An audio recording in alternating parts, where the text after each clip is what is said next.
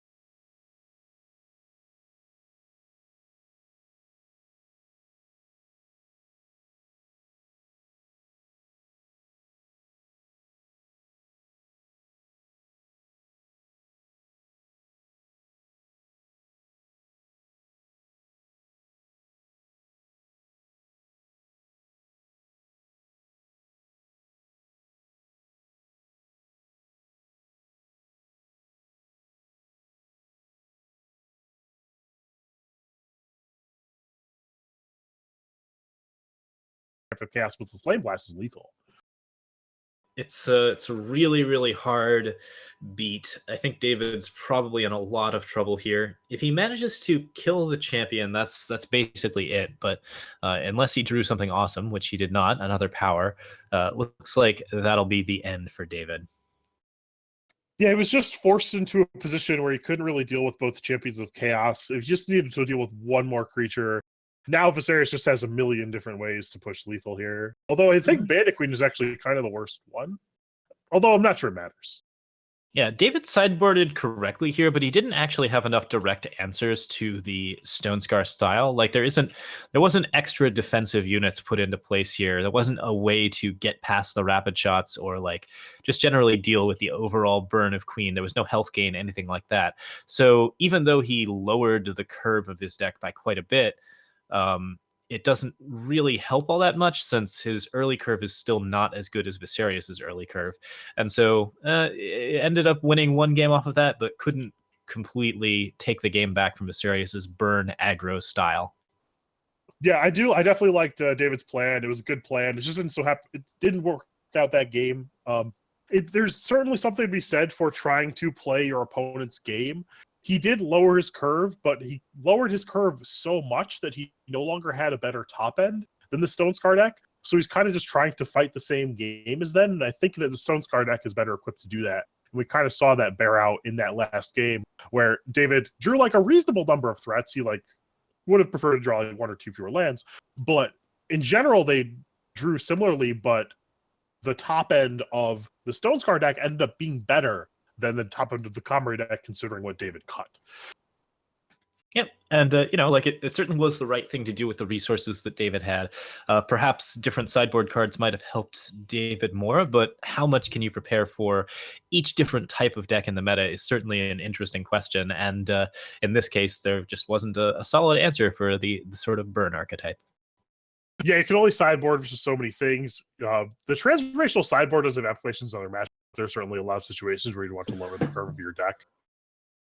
Yeah, So I think there's it's a really cool idea. It's interesting to see Rise of the Challenge be like so heavily supported by that deck and then so immediately just removed and taken out for other things.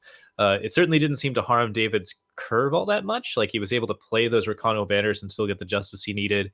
There weren't any major color requirements that he had to hit, so having the banners and the seals didn't end up making a big deal for David. But at the same time, like it just ended up having the splash and not really having anything to do with it. Yeah, it's certainly if the format's slow enough, that those Rise challenges are going to be a lot better when he's playing matchups where he's not going to get punished for taking off turn 4 and he gets to draw his powerful cards. It's certainly going to be great. But when he runs into these other matchups, they're going to punish him for him playing Champion of Chaos and stuff like that, and like other Recano decks potentially. He's paying a huge cost.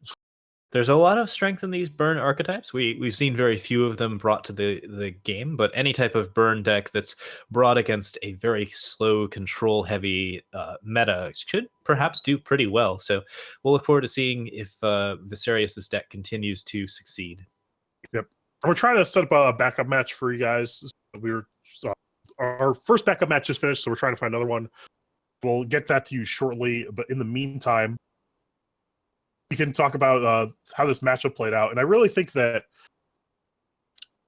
this tournament is kind of just ripe for an aggressive deck, be it Recano or Burn Queen or something similar to those, to just punish all of these slow deck.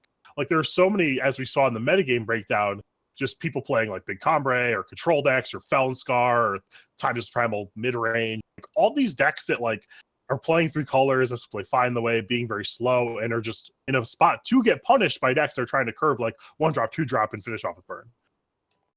It's a pretty common just general sort of cycle of life.